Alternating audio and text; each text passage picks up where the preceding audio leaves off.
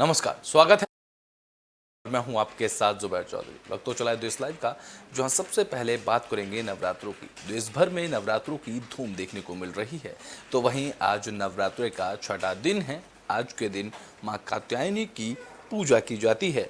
आज पूरा दिन मां कात्यायनी की पूजा के लिए समर्पित है। ऐसे में नवरात्रि के छठवें दिन मनोकामना पूर्ति के लिए गोबर के उपले या कंडे जलाकर उस पर कपूर की आहुति दी जाती है। इसके बाद माता को शहद का भोग भी लगाया जाता है। ऐसा करने से जीवन में आ रही बाधा दूर हो जाती हैं और सभी मनोकामनाएं पूरी होती हैं। अगर आपके विवाह में बाधा आ रही हो तो माँ कात्यायनी की विधिवत पूजा अर्चना की जाती है। इसके लिए माता के मंदिर में श्रृंगार और पूजन से संबंधित चीजों का दान भी किया जाता है। साथ ही माता के लिए शीघ्र विवाह के लिए प्रार्थना की जाती है। इसके बाद नीचे मंत्रों का जाप किया जाता है। ऐसे में ऐसा करने से विवाह के योग्य बनने शुरू हो जाते हैं। बता दें कि हिंदुओं के लिए शारदीय नवरात्रि का बहुत महत्व है। नवरात्रि के 9 दिनों में माँ दुर्गा के 9 स्वरूपों की पूजा की जाती है और माता को प्रसन्न करने के लिए व्रत रखा जाता है। इस दौरान दुर्गा की पूजा के पाठ भी किए जाते हैं। तो वहीं हिंदू पंचांग के अनुसार नवरात्रि के छठे दिन इस दिन माँ कात्यायनी की पूजा की जाती है, जहाँ जिसमें कहा जाता है कि ऋषि कात्यायन की पुत्री के रूप में प्रकट होने के कारण देवी के इस स्वरूप का नाम कात्यायनी पड़ा। इसे युद्ध की देवी माना जाता है। इसमें 4 भुजाएं हैं, जिसमें इनकी एक भुजा में तलवार और एक भुजा में कमल है। तो वहीं दोनों भुजाएं में वर्ण मुद्राएं में हैं। बता दें कि उनके गले में सफ़ेद फूलों की माला है। माँ कात्यायनी को प्रसन्न करने के लिए आप कुछ मंत्रों का जाप भी कर सकते हैं और साथ ही माता रानी के भक्तों को नवरात्रि के छठे दिन की शुभकामना भी दे सकते हैं।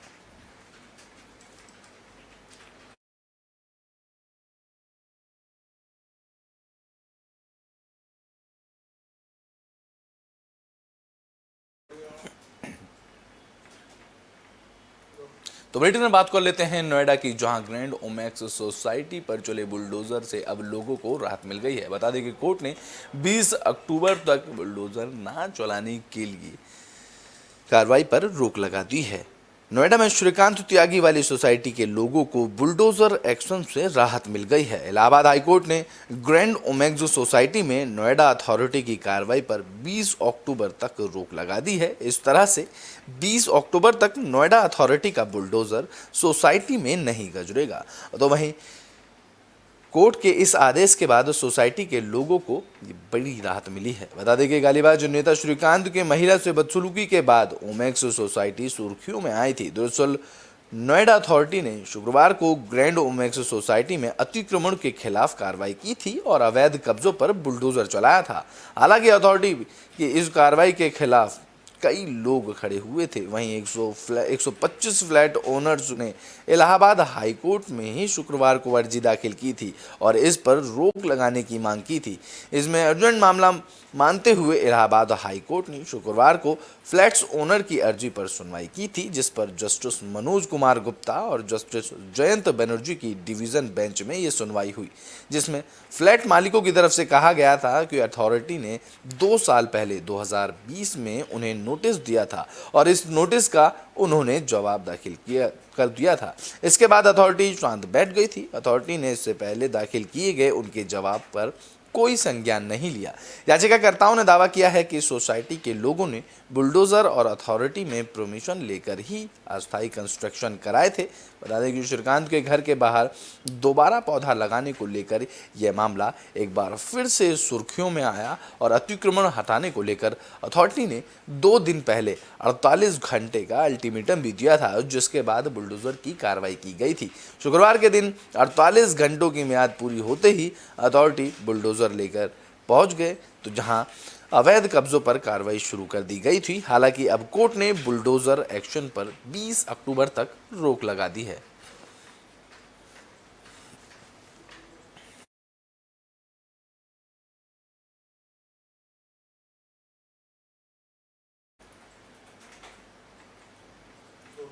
तो नवरात्रों के दौरान आम आदमियों को राहत मिली है। बता दें कि गैस के कमर्शियल सिलेंडर के दामों में कटौती की गई है। नवरात्रों के बीच एक राहत भरी खबर सामने आई। बीते दिन नेचुरल गैस की कीमतों में हुई रिकॉर्ड बढ़ोतरी के बावजूद आज यानी कि 1 अक्टूबर को एलपीजी सिलेंडर की कीमतों में कटौती हुई है। हालांकि ये कटौती घरेलू रसोई गैस सिलेंडरों के दामों में नहीं बल्कि कमर्शियल एलपीजी सिलेंडर के रेट में की गई है। 19 किलो वाला कमर्शियल गैस सिलेंडर आज दिल्ली में 25.50 रुपये सस्ता हो गया है। इसके अलावा कई शहरों में भी दाम घटाए गए हैं। पिछले महीने की 1 तारीख को भी कमर्शियल एलपीजी सिलेंडर की कीमतों में कटौती की गई थी और आज फिर 1 अक्टूबर को एलपीजी कमर्शियल सिलेंडर के दामों में कटौती की गई है। बता दें कि IOCL के अनुसार 1 अक्टूबर 2022 को दिल्ली में ईडेन ने 19 किलो वाले कमर्शियल एलपीजी सिलेंडर के दाम में 25.5 रुपये कम किए हैं, तो वहीं कोलकाता में 36.50 की कटौती की गई है। मुंबई की बात करें तो मुंबई में 32.50 की ये कटौती की गई है और ये सभी कटौती एलपीजी के कमर्शियल सिलेंडर पर की गई है। बात करें चेन्नई की तो चेन्नई में 35.50 की कमर्शियल एलपीजी सिलेंडर की कीमतों में ये कटौती की गई है। इस कटौती के बाद दिल्ली में 19 किलो वाले कमर्शियल एलपीजी सिलेंडर की कीमत 1859.50 पर पहुंच गई है। बता दें कि कोलकाता में भी कमर्शियल एलपीजी सिलेंडरों के दाम में 36.50 की कटौती से होकर अब कोलकाता में एलपीजी कमर्शियल सिलेंडर के दाम 1995.50 हो चुके हैं। इसी तरह मुंबई में भी इसकी कीमत 1844 हो चुकी है, तो वहीं मुंबई में 35.50 की कटौती यहाँ की गई है, जिसके बाद 1811 पर सिलेंडर पहुँच चुका है। चेन्नई में कमर्शियल एलपीजी सिलेंडर की कीमतों में 35.35 रुपये का सस्ता हुआ है, जिसके बाद हर महीने की 1 तारीख को एलपीजी सिलेंडरों की कीमतें तय होती हैं, जिसमें कमर्शियल एलपीजी सिलेंडरों का इस्तेमाल अधिकतर होटल और रेस्टोरेंट में होता है, जिससे लोगों को इससे राहत मिली है। बता दें कि नेचुरल गैस की कीमतों में रिकॉर्ड 40% की बढ़ोतरी हुई है। बढ़ी हुई दर 1 अक्टूबर से लागू होंगी, जो कि 31 मार्च 2023 तक जारी रहेंगी। नेचुरल गैस की दरों में हुई बढ़ोतरी की वजह से सीएनजी और पीएनजी की कीमतों में बढ़ोतरी होने की आशंका जताई जा रही है। पेट्रोलियम मंत्रालय के तहत आने वाले petroleum planning and analysis cell PPAC के आदेश अनुसार मौजूदा समय में 1 यूनिट नेचुरल गैस की कीमत $6.1 है, लगभग 500 रुपये प्रति यूनिट है, जो कि बढ़कर $8.57 हो चुकी है, जिसके रुपये में करीब 700 रुपये प्रति यूनिट हो चुकी है। जैसे क्रूड ऑयल की यूनिट प्रति बैरल में मापी जाती है, उसी तरह नेचुरल गैस की यूनिट प्रति मिलियन ब्रिटिश थर्मल यूनिट में होती है। जिस तरह पेट्रोल डीजल को बनाने के लिए क्रूड ऑयल का उत्पादन तेल के कुओं से होता है, उसी तरह गैस बेस्ड प्लांट चलाने के लिए सीएनजी और पीएनजी बनाने के लिए नेचुरल गैस का इस्तेमाल होता है। इन्हीं से ही ऑयल फील्ड से ही ये निकाला जाता है, जिसके बाद इनकी कीमतें निर्धारित की जाती हैं। और अब 1 अक्टूबर के बाद से 1 अक्टूबर को एलपीजी के कमर्शियल गैस सिलेंडर में कई शहरों में दामों में कटौती की गई है।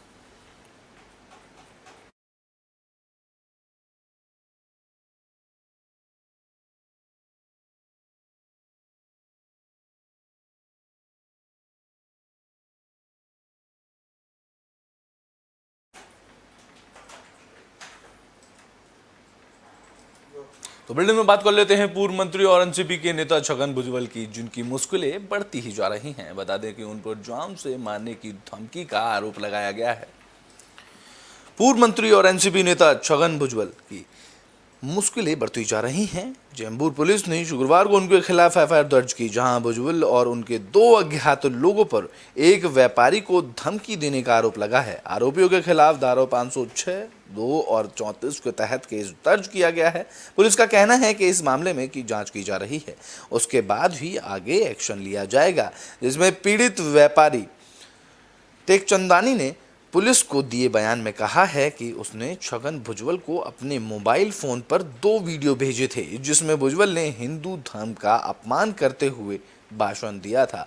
वीडियो भेजने के तुरंत बाद टेकचंदानी को व्हाट्सएप कॉल और मैसेज के जरिए धमकी मिलने लगी, जिसमें उनके साथ दुर्व्यवहार भी किया गया। बता दें कि आरोपी ने कहा कि तुमने भुजबल साहब को मैसेज भेजा है, तुम्हारे घर आकर तुम्हें गोली मार दी जाएगी। बता दें कि उन्होंने आगे कहा कि मैं दुबई के लोगों को तुम्हारे पीछे छोड़ दूंगा। भुजबल साहब को संदेश भेजने पर आपको पछतावा होगा। इस बीच पुलिस इस बात की जांच कर रही है कि टेकचंदानी को ये मैसेज और कॉल किसने किए हैं। टेकचंदानी ने पुलिस को वो मोबाइल नंबर भी भेजे हैं जिसके जरिए उनको धमकी मिली है। वहीं इस घटना को लेकर शिवसेना सांसद राहुल सेवाले ने ट्वीट कर कहा कि चैम्बूर के व्यवसायी ललित टेकचंदानी को धमकी देने के पीछे कौन है? क्या इस धमकी को पूर्व मंत्रियों का समर्थन है? आखिर किसके सह पर यह धमकी उनको दी गई है? इन सभी सवालों के जवाब लोगों के सामने आने चाहिए। सांसद राहुल सेवाले ने कहा कि इस पूरे मामले की गहराई से गहनता से जांच की जानी चाहिए। तो वहीं भुजबल ने पिछले हफ्ते ही सत्य शोधक समाज के एक कार्यक्रम के दौरान कहा था कि स्कूलों में फूले, अंबेडकर, साहू, कर्मवीर भाऊराव पाटिल की तस्वीरें लगाई जानी चाहिए, क्योंकि उन्होंने शिक्षा का अधिकार दिया, लेकिन सरस्वती का फोटो, देवी शारदा का फोटो लगा हुआ है जिसे हमें कुछ नहीं दिया। उन्होंने आगे कहा था कि 3% लोग ने हमें शिक्षा से दूर रखा है, हम उनके सामने प्रार्थना क्यों करें। छगन भुजबल ने कहा था कि हमें महापुरुषों के कारण शिक्षा मिली है, उनकी पूजा करनी चाहिए। सरस्वती मुद्दे पर राजनीतिकरण क्यों किया जा रहा है? भुजबल ने बाद में सफाई भी दी थी और कहा था कि मैं भी हिंदू हूं। तो वहीं पूर्व मंत्री के बयान पर शिंदे और देवेंद्र फडणवीस दोनों ने कहा कि स्कूलों में देवी के चित्र नहीं हटाए जाएंगे। मुख्यमंत्री ने खुद सीधे तौर पर कहा कि नासिक में संवाददाताओं को लेकर उन्होंने बात की और इस दौरान उन्होंने कहा कि कोई तस्वीर नहीं हटाई जाएगी। कुछ लोग कुछ भी महसूस कर सकते हैं, हम उनकी मर्जी के हिसाब से कुछ भी नहीं करेंगे। आम लोगों को जो चाहेंगे आम लोग वही करेंगे।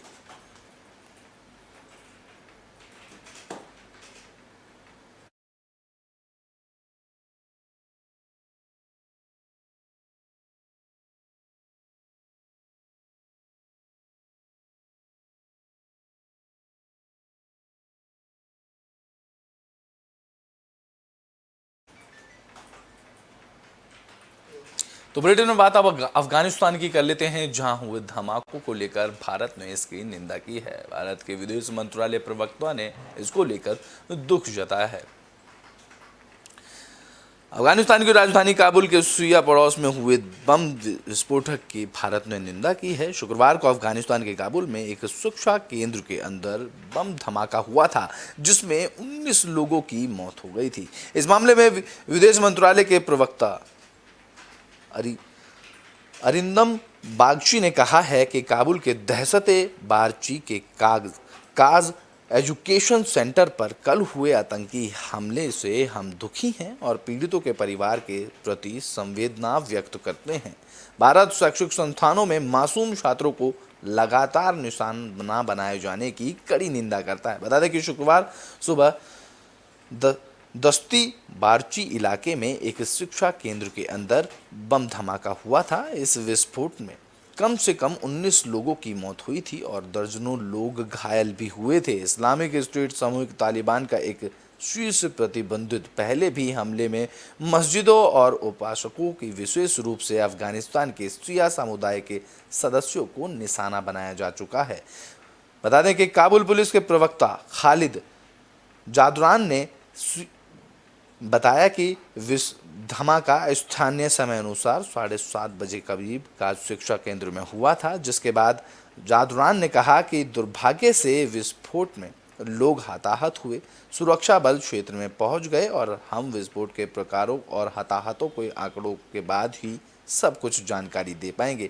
एक ट्विटर पोस्ट में एनजीओ अफगान पीस वॉच ने कहा कि एक आत्मघाती हमलावर ने छात्रों के बीच खुद को उड़ा लिया, जिसके बाद हजारा पड़ोस से का जो शैक्षणिक केंद्र को लेकर यह निशाना बनाया गया था। इससे पहले वजीर अकबर खान इलाके में भी विस्फोट हुआ था। बता दें कि यह विस्फोट काबुल के वजीर अकबर खान इलाके के पास एक विस्फोट की सूचना के दिनों बाद हुआ था, जिसमें भी वैश्विक आक्रोश को जन्म दिया था। काबुल में रूसी दूतावास के बाहर हाल ही में हुए विस्फोट की भी कड़े शब्दों से निंदा की गई थी और पिछले साल अगस्त में काबुल पर कब्जा करने के बाद इस्लामिक अधिकारियों ने महिलाओं और लड़कियों के अधिकारों पर प्रतिबंध लगाए थे, जिसके बाद मीडिया को दबा दिया और मनमाने ढंग से हिरासत में ले लिया गया और उन्हें प्रताड़ित भी किया गया था। आलोचकों और कथित रूप से विरोधियों को मार भी दिया गया था, जिसके बाद अधिकार समूहों का कहना है कि तालिबान के मानव अधिकारों के हनन की व्यापक निंदा हुई है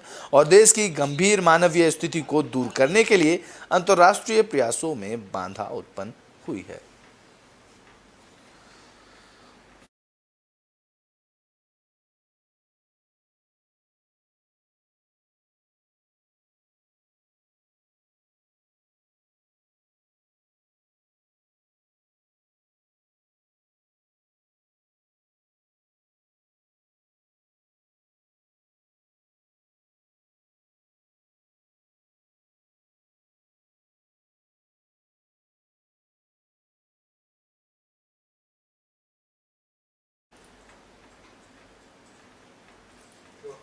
तो बात कर लेते हैं रूस की। यूक्रेन और रूस के युद्ध के बीच रूस का बड़ा दांव खेला गया। बता दें कि रूस ने 4 क्षेत्र पर कब्जा कर लिया है।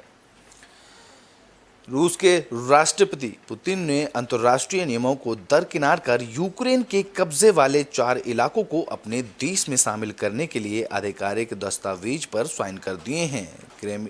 क्रेमलिन में आयोजित कार्यक्रम में रूसी शीर्ष अधिकारियों को संबोधित करते हुए पुतिन ने चेतावनी देते हुए कहा कि डोनेत्स्क, लुहांस्क, जपोरिजिया, खेरसौन के लोग अब रूसी नागरिक हो चुके हैं। अगर इन पर हमला हुआ तो उसे रूस पर हमला माना जाएगा। सीधे तौर पर पुतिन ने बयान दिया, रूस अपने नागरिकों पर हुई अपनी संप्रभुता की रक्षा के लिए पूरी ताकत से जवाबी कार्रवाई करेगा। पुतिन ने आगे कहा कि इससे पहले नेताओं की तरफ से नाटो का विस्तार न करने का वादा एक धोखे में बदल दिया गया।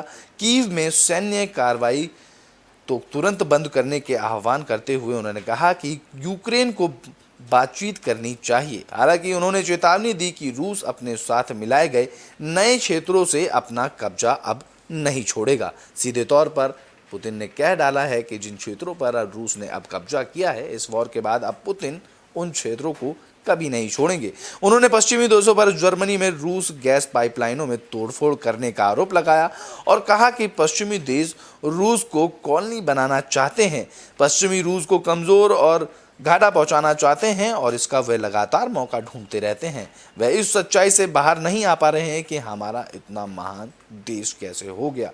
बता दें कि रूस ने 23 से 27 सितंबर के बीच डोनेत्स्क, लुहांस्क, जपोरिजिया और खेरसौन में जनमत संग्रह कराया था। इसके बाद दावा किया गया था कि इन चारों इलाकों में ज़्यादातर लोगों ने रूस के साथ अपने पक्ष में वोट डाला है, जिसके बाद न्यूज़ एजेंसियों के मुताबिक भी ये दावा किया गया था, जिसमें चारों राज्यों के लोगों ने रूस के प्रति वोट डाले थे, जिसमें उन्होंने ये दिखाया कि वहाँ के लोग रूस का सपोर्ट करते हैं और रूस को ही अपना मानते हैं, जिसको लेकर उन्होंने ये रीज़न दिया है। बता दें कि गौरतलब है कि फरवरी 2014 में रूस और यूक्रेन में संघर्ष शुरू हो गया था। यह संघर्ष यूक्रेन के राष्ट्रपति यानुकोविच के खिलाफ विरोध प्रदर्शनों के बीच भड़क गया था। यानुकोविच रूस समर्थक नेता थे, जिसमें 22 फरवरी 2014 को यानुकोविच देश छोड़कर भाग गए, जिसके बाद 27 फरवरी को रूसी सेना ने क्रीमिया पर कब्जा कर लिया। जिसके बाद बता दें कि मार्च 2014 में ही क्रीमिया में जनमत संग्रह करवाया गया था, जहां दावा किया गया था कि इनमें से 97% लोगों ने रूस में शामिल होने के पक्ष में वोट दिया था। 18 मार्च 2014 को क्रीमिया का आधिकारिक तौर पर रूस का हिस्सा बन गया था और अब इसके बाद रूस ने एक बड़ा अहम कदम खेला है। रूस ने 4 क्षेत्रों पर अपना कब्जा जमा लिया है, जिसमें उन्होंने जनमत संग्रह करके ये दावा किया है कि वहाँ के लोग रूस को अपना देश चाहते हैं और रूस के साथ ही समर्थन करते हैं।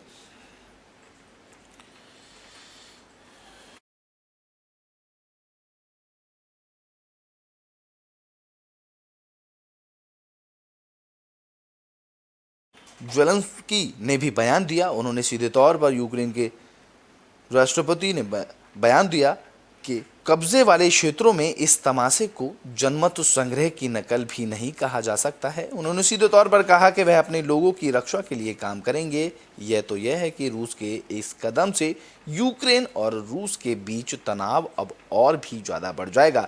रूस का कहना है कि क्रेमलिन में एक समारोह में यूक्रेन के 4 कब्जे वाले क्षेत्रों पर कब्जा कर लिया गया है। क्षेत्रों की रक्षा के लिए परमाणु हथियारों का उपयोग करने के लिए राष्ट्रपति पुतिन की धमकियों के लिए एक व्यापक यूक्रेनी जवाबी हमले को नहीं रोका गया है। वहीं राष्ट्रपति जो बाइडेन का कहना है कि अमेरिका यूक्रेन से रूस समर्थक जनमत संग्रह को कभी मान्यता नहीं देगा। सीधे तौर पर जिस तरीके से रूस की सफाई सामने आई और उन्होंने कहा कि जनमत संग्रह के बाद ही उन्होंने ये फैसला लिया और चारों क्षेत्रों पर अपना कब्जा किया, लेकिन सीधे तौर पर अमेरिकी राष्ट्रपति जो बाइडेन ने का कहना है कि यूक्रेन और रूस समर्थक जनमत संग्रह को वो कभी भी मान्यता नहीं देंगे।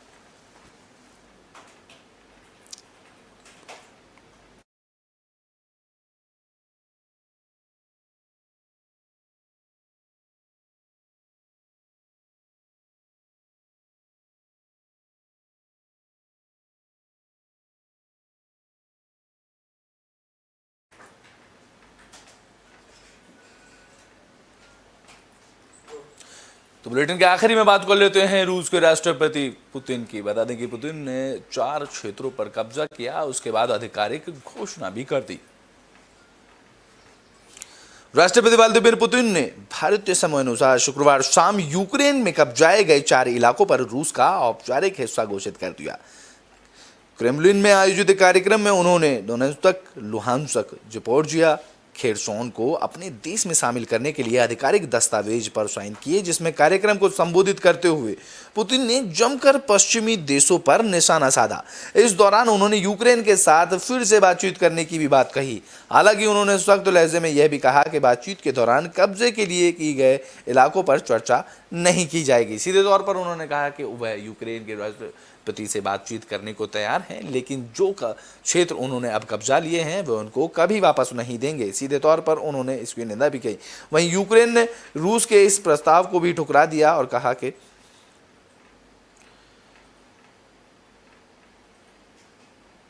जब तक पुतिन राष्ट्रपति रहेंगे तब तक कोई बातचीत नहीं होगी। सीधे तौर पर इसमें यूक्रेन ने इस प्रस्ताव को ठुकरा दिया। उन्होंने कहा कि जब तक रूस के राष्ट्रपति व्लादिमीर पुतिन रहेंगे जब तक कोई बातचीत उनसे नहीं की जाएगी। इस दौरान पुतिन ने भारत का भी जिक्र करते हुए कहा कि पश्चिमी देशों ने जैसे भारत को लूटा वैसे ही करने के लिए रूस को भी कॉलोनी बनाना चाहते हैं ये सारे पश्चिमी देश। इसको लेकर उन्होंने अपने बयान भी जारी करे। अपने संबोधन के दौरान पुतिन ने पश्चिमी देशों पर रूस को कमजोर और घटाने के आरोप भी लगाए। उन्होंने कहा कि मध्य युग में पश्चिम ने अपने सभी शासन की शुरुआत की, जिसमें अमेरिका के लोगों का नरसंहार और भारत और अफ्रीका की लूट, चीन के खिलाफ युद्ध, अफीम युद्ध, यानी कि पश्चिमी ने पूरे देश को ड्रग पर निर्भर बनाकर पूरे समूह का नरसंहार कर दिया। वे जानवरों की तरह लोगों का शिकार करते थे। यही नहीं, इसके लिए पश्चिमी देश रूस को कॉलोनी बनाना चाहता है। सीधे तौर पर उन्होंने ये बात कही। उन्होंने कहा कि हमें गर्व महसूस होता है कि 20वीं सदी में हमारे देश ने विरोधी आंदोलन का नेतृत्व किया, जिसके बाद कई देशों को स्वतंत्रता मिली। बता दें कि पुतिन ने पश्चिमी देशों पर जर्मनी में रूसी गैस पाइपलाइनों में तोड़फोड़ करने का आरोप लगाया, जिस पर पश्चिमी रूस को कमजोर और विद्युतीय और घाटा देने का भी नुकसान उन्होंने सीधा आरोप इन सभी देशों पर लगाया। वे इस सच्चाई से बाहर नहीं आ पा रहे हैं कि हमारा इतना महान देश कैसे हो गया है। सीधे तौर पर रूस के बारे में उन्होंने कहते हुए ये कहा और उन्होंने आगे चेतावनी देते हुए कहा कि दोनेत्स्क, लुहांस्क, ज़पोरिज़िया, खोर्सन में लोग अब रूसी नागरिक हो चुके हैं। अगर इन पर हमला हुआ तो उसे रूस पर हमला माना जाएगा। रूस अपने नागरिकों और अपनी संप्रभुता के लिए रक्षा के लिए पूरी ताकत से जवाबी कार्रवाई करेगा। बता दें कि रूस ने 27 सितंबर और 23 सितंबर से लेकर 27 सितंबर के बीच ही दोनेत्स्क, लुहांस्क, ज़पोरिज़िया और खेर्सन में जनमत संग्रह कराया था और उसके बाद ये सारा फैसला लिया गया है। बता दें कि यूक्रेन के 4 इलाकों पर रूस के कब्जे के बाद यूक्रेन ने नाटो के लिए आवेदन किया है। वहीं अमेरिका और ब्रिटेन रूस पर और भी सख्ती की है। उधर यूक्रेन के राष्ट्रपति जेलेंस्की ने रूस को एक आतंकवादी देश और खून का प्यासा देश बताया, जिसके बाद दक्षिणी ज़पोरिज़िया और रूसी गोलाबारी के बाद जेलेंस्की ने कहा कि केवल पूरी आतंकवाद को कोई आतंकवाद ही ऐसा कर सकता है जो कि खून के प्यासे हों। हर यूक्रेनी जीवन के लिए तुम निश्चित रूप से जवाब दोगे। सीधे तौर पर उन्होंने पुतिन को जवाब देते हुए ये सारे निर्देश दिए। इसके साथ ही उन्होंने कहा कि नाटो देशों की सूची में शामिल होने की अपनी कोशिशों को वो अब और भी तेज कर देंगे।